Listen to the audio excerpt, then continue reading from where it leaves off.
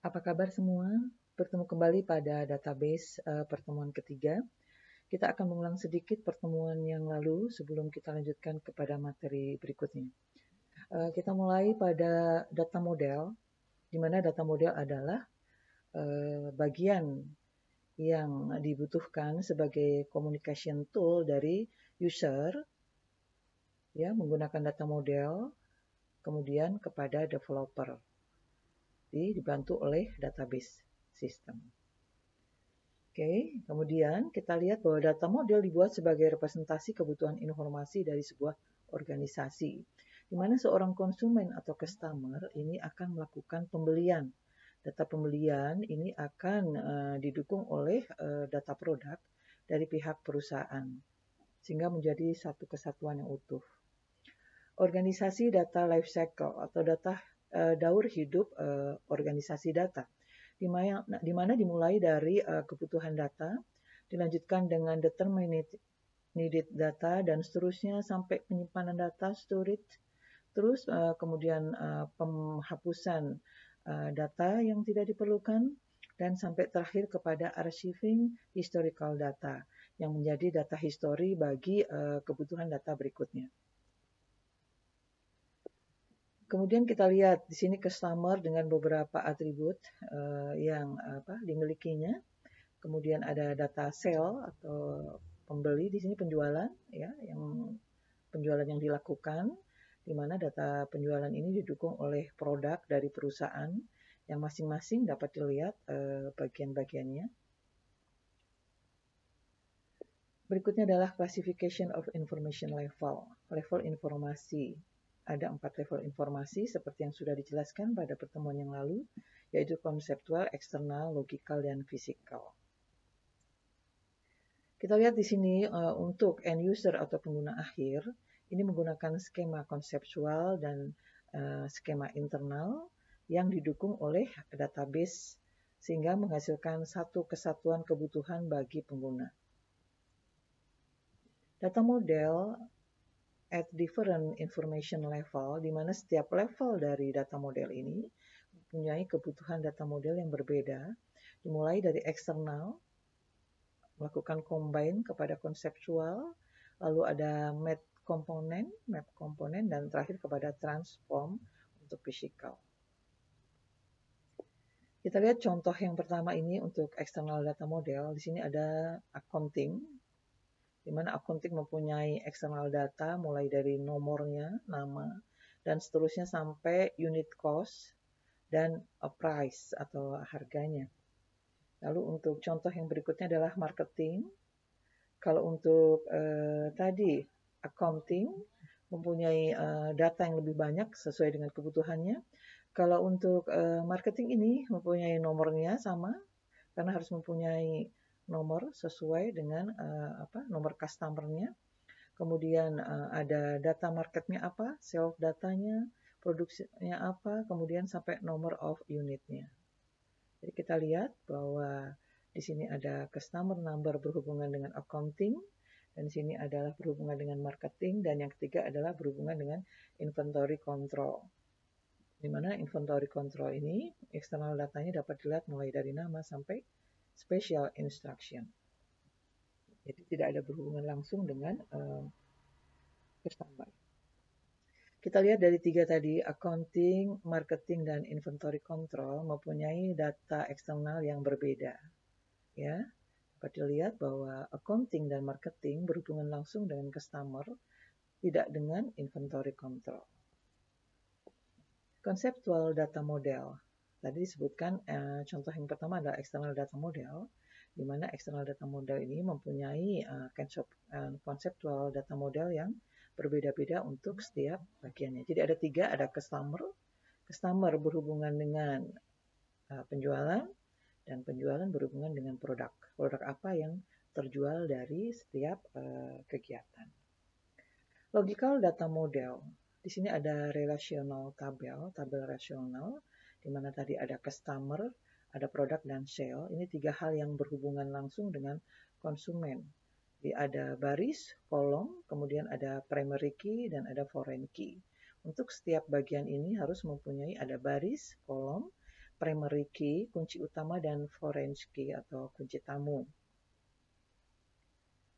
Physical data model dapat digambarkan menjadi logical data model dan physical data model, di mana di sini terdiri dari relational table yang berupa baris dan kolom tadi, kemudian ada customer berupa baris dan kolom, ada product, dan sale.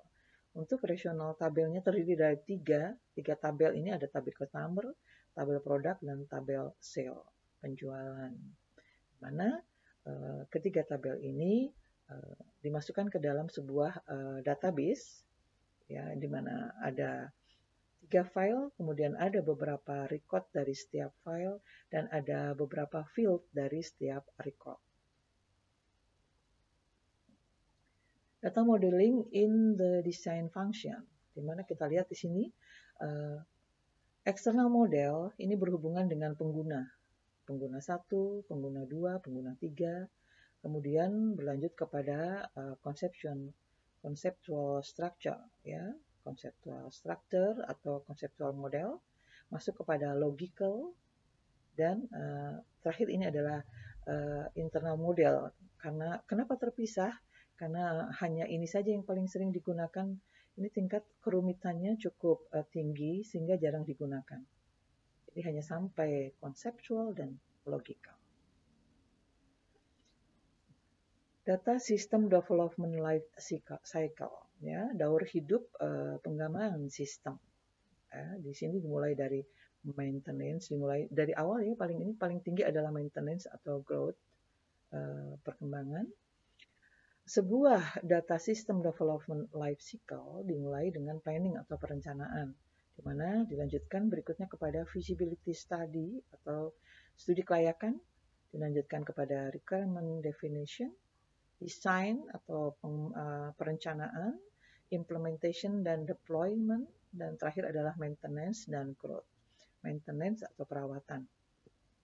Ya, ini adalah daur hidup pengembangan sistem data, dimulai dari perencanaan dan diakhiri dengan maintenance and growth. Model data. Pada pertemuan yang lalu sudah disebutkan bahwa ada bermacam-macam model data, ada 3, yaitu ada object-based data model atau model data berbasis objek, lalu ada RBDM, record-based data model, model data berbasis record, dan ada PBDM, physical-based data model atau model data berbasis fisik. Di mana masing-masing tadi mempunyai model yang berbeda-beda. Untuk OBDM, modelnya ada Entity Relationship Model atau ERM, kemudian ada Semantic Model, dan ada Binary Model. Untuk RBDM ada Hierarchical Model, kemudian ada Network Model, dan ada Relational Model. Sedangkan untuk PBDM, model ini jarang digunakan, ya, karena tingkat kerumitannya cukup tinggi, terdiri dari Unifying Model dan Frame Memory. Kita coba bahas satu persatu untuk model database-nya.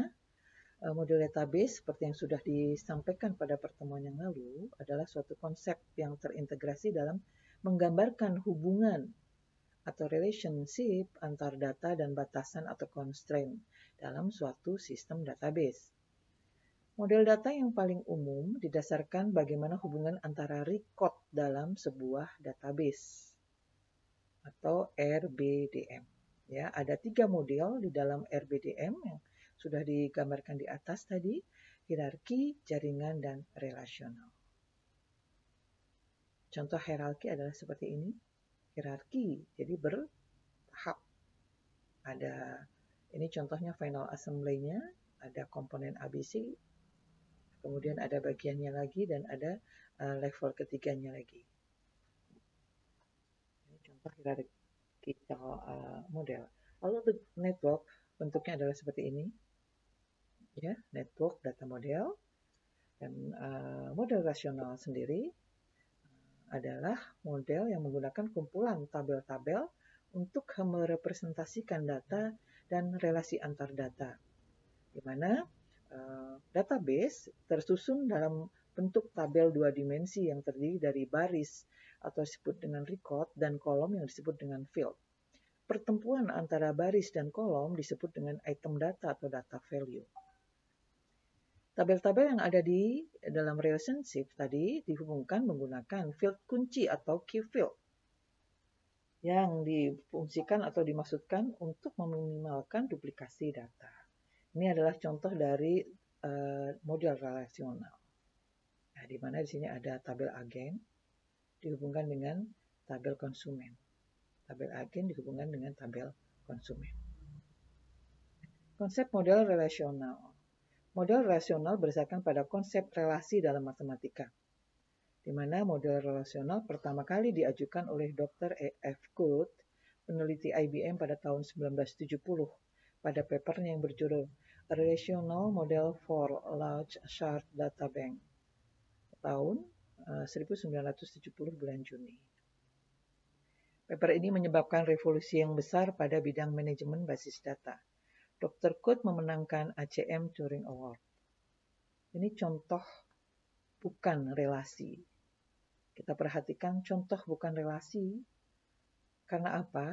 Kita lihat datanya ya. Di sini ada beberapa data. Contoh bukan relasi karena tidak ada apa? Tidak ada data yang lebih. Ini lebih pada data data master ya, master data dia, lebih pada data master data. Begitu juga dengan ini juga bukan relasi. Ya. Kemudian terminologi model relasional. Kita lihat di sini ada beberapa atribut. Ada NPM, ada nama dan ada alamat. Kemudian ada domain.